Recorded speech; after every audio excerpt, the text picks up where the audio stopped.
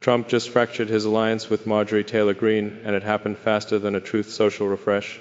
The president, who once kissed her at a congressional address, now calls her a traitor, a disgrace, and is openly recruiting someone to primary her out of office. Greene says she's being contacted by private security firms, warning her about threats fueled by the most powerful man in the world. The woman who defended Trump through 2 impeachments, January 6th, and every controversy in between, is now comparing herself to Jeffrey Epstein's victims. Think about that. This isn't a policy disagreement or a quiet break behind closed doors. This is the President of the United States weaponizing his base against one of his former foot soldiers in real time. Stick with me, because once you see how all the pieces fit together, you'll understand what really changed. Let me take you inside what's happening right now.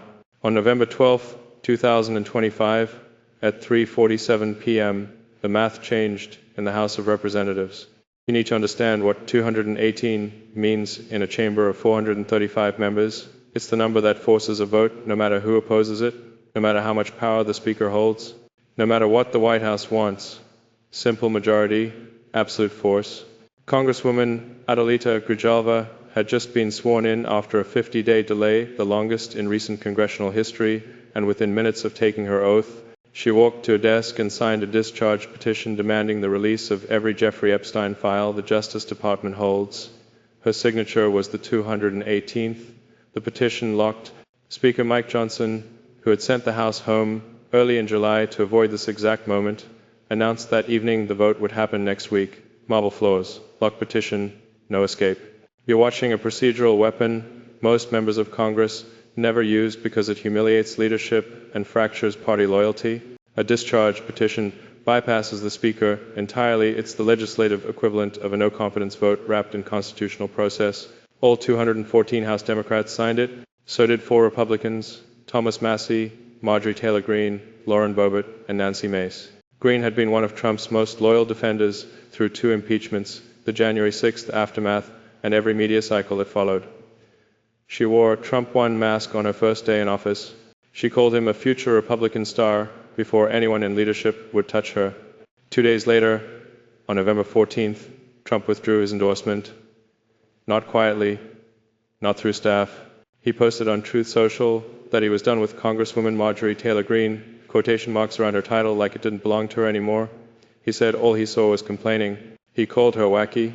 He invited anyone in Georgia's 14th district to primary her and promised his complete and unyielding support to whoever did. Phone silent, endorsement gone, door closed. The next morning, Trump posted again. He called her Marjorie Taylor Brown and wrote that green grass turns brown when it rots. He called her a traitor in all caps. He said she was a disgrace to the Republican Party. This wasn't a policy disagreement cooling off over time. This was escalation in real time, public, calculated. They didn't drift apart. He severed the alliance with a knife. 8 months earlier, on March 4th, Trump addressed a joint session of Congress and kissed Greene on the way out. She beamed. Cameras caught it.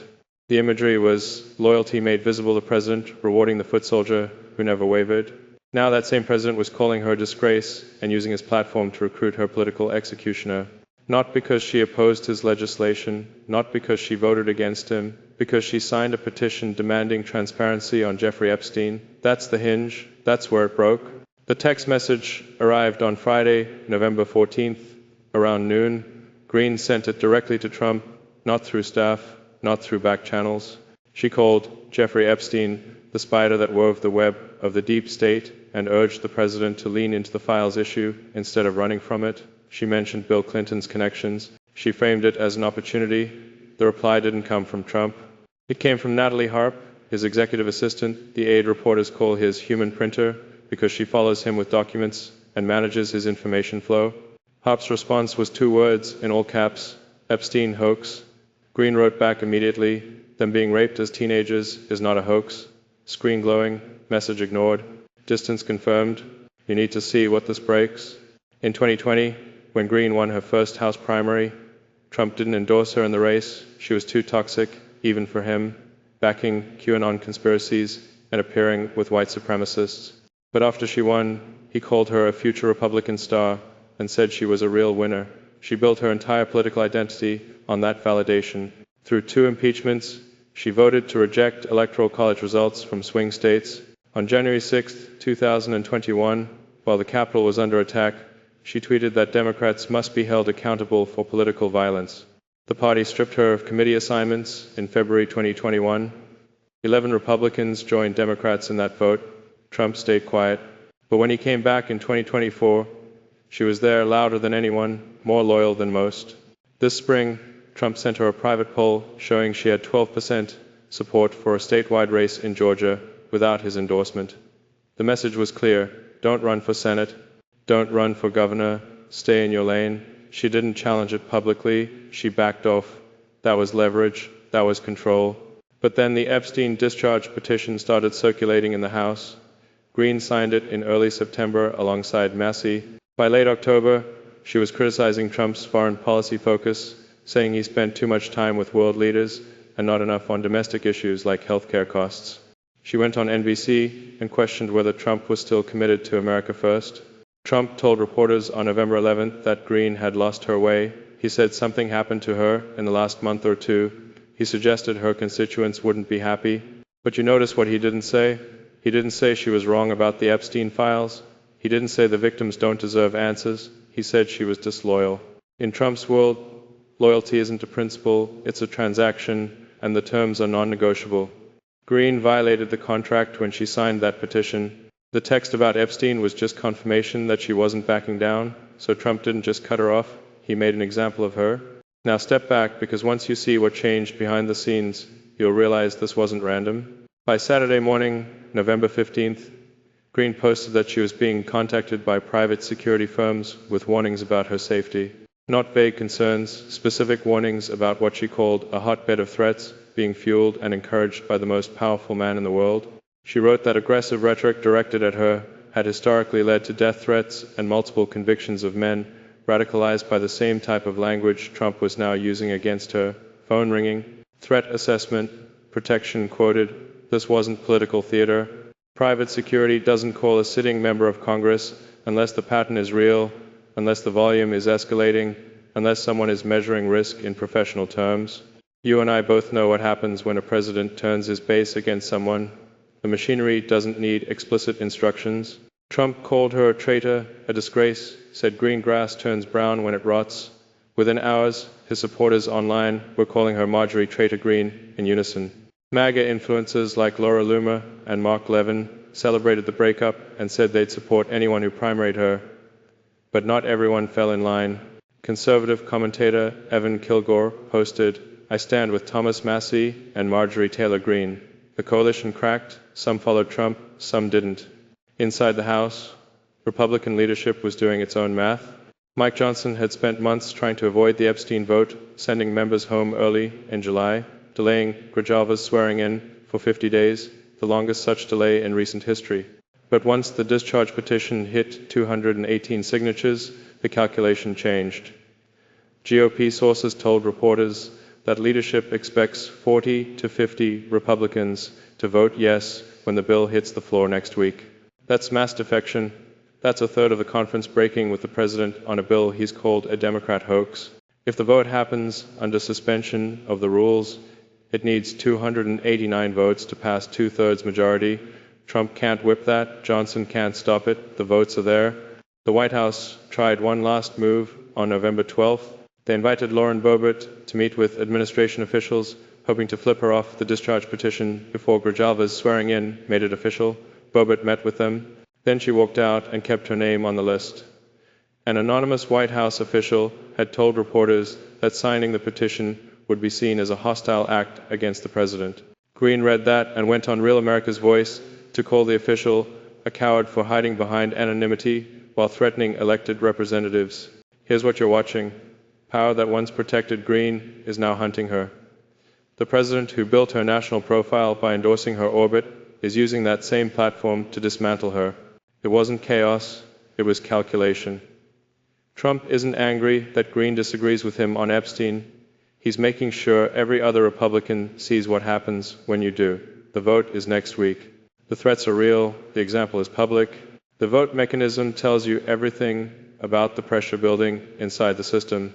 If Speaker Johnson brings the Epstein Files Transparency Act to the floor under suspension of the rules, it requires 289 votes to pass a two-thirds majority.